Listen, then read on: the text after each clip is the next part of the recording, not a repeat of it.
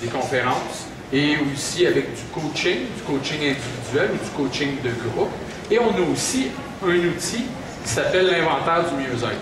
N'ayez pas peur, on n'ira pas trop en profondeur sur l'outil, mais l'outil comme tel, ce que ça démontre, c'est qu'une personne, on a 12 dimensions, OK, pour connaître un peu notre mieux-être. Puis on va y aller avec les plus simples, l'alimentation.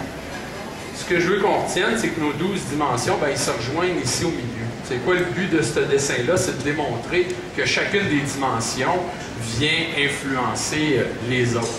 Le plus simplement, c'est de voir qu'il y a une des dimensions qui s'appelle les émotions. Est-ce que les émotions viennent influencer l'alimentation? On entend souvent parler d'exemple de manger ses émotions. Donc, c'est un petit peu le but de l'inventaire. Je te laisse ici. On va avoir 2 grosses questions à la fin. Tiens, super. Donc, ceci étant dit, maintenant qu'on connaît notre inventaire du mieux-être, aujourd'hui, on aurait pu parler d'activité physique, de santé mentale, de mouvement, et on a décidé de parler d'alimentation. Okay? En fait, d'alimentation, le mot serait peut-être plus comment se nourrir, comment aussi s'hydrater. Ça va être ça ma première question. Est-ce qu'il y a des gens ici qui peuvent me donner un signe de déshydratation?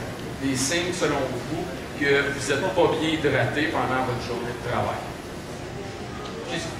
Les lèvres sèches, excellent. Déjà. Performance. Donc, la Performance, c'est une entreprise qui est installée dans l'Outaouais depuis environ 1 an et quelques mois. On travaille beaucoup avec les entreprises au niveau des solutions de mieux-être, gestion de l'absentéisme autour du travail. Et on travaille aussi avec les individus, coaching en thérapie, coaching mieux-être, et on utilise l'inventaire du mieux-être. Donc, l'inventaire du mieux-être, on l'utilise pour l'entreprise et pour l'individu. L'inventaire du mieux-être, c'est un outil qui permet de définir notre profil mieux-être. En fait, ça consiste en 12 dimensions. Respiration, alimentation, les pensées. Il y en a 12 qu'on évalue en répondant à des questions. Puis, le résultat permet de voir comment on se situe présentement au niveau du mieux-être et notre niveau de satisfaction par rapport à ça. Pourquoi on fait une différence entre les deux? C'est parce qu'admettons que pour l'alimentation, je ne mange pas bien. Mais moi, je suis satisfaite avec ça.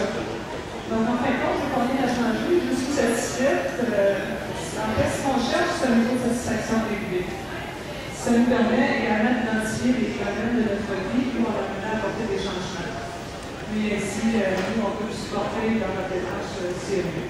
Aujourd'hui, la dimension qu'on va parler, c'est l'alimentation. Donc, la première question, on va vous demander, est-ce qu'il y en a qui connaissent les signes de déshydratation? Oui. Mot de tête, oui, ça c'est un signe très très courant. La fatigue, manque de concentration aussi qui vont ensemble. Oui, bouche pâteuse ou lèvres sèches.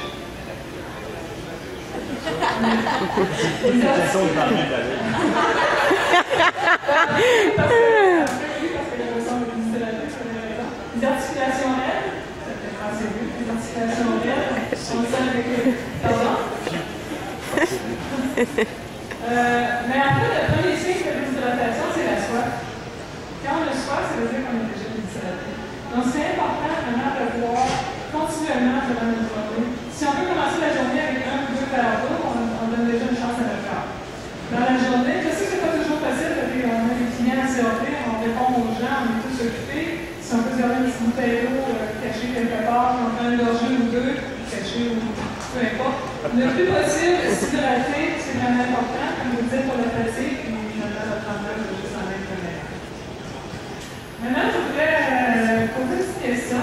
En fait, je ne sais pas si elle est plus fille ou monsieur. Je voudrais, en fait, on cherche à démontrer combien il y a de sucre dans une bouteille de boisson gazeuse. Tout le monde va nous dire trop. En général, c'est la réponse qu'on a, trop. Quand on ne parle pas de boisson gazeuse ici, on s'entend. Donc, on va remplir. On va y aller en quantité de cuillères à thé, c'est quand même assez représentatif. Donc, c'est un des deux qui voudrait mettre le nombre de cuillères à thé qu'elle estime dans le bouteille. Monsieur, monsieur. On va parler une cuillère à thé, c'est un petit peu plus bas. Si on va moins bien. C'est ça. Ça, c'est une cuillère à thé qu'on parle de la. Donc, ici, ce qu'on cherche à faire, en fait, c'est pas vous dire, comme prenez c'est pas ça, c'est pas bon. On veut seulement vous sensibiliser. Vous pouvez rester à la présentation. On cherche à sensibiliser les gens pour qu'ils sachent finalement c'est quoi qu'ils donnent à leur corps. On est rendu à combien? 5 cuillerées à thé de sucre dans une boisson gazeuse et on continue? Oui. OK. Donc c'est ça, souvent on va prendre une boisson gazeuse, on va prendre un autre produit, on ne sait pas vraiment qu'est-ce qu'on donne à notre corps. 8.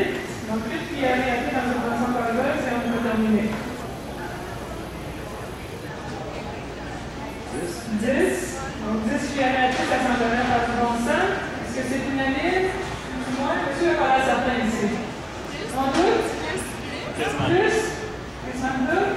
OK. Ben, en fait, monsieur a raison.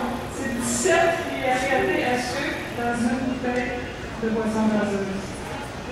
Donc, si on consomme 2 ou 3 durant la journée, 2 ou 3 boissons gazeuses dans une journée, on vient de 34 à 51, ça commence à faire beaucoup. Un autre boisson qu'on a beaucoup tendance à consommer.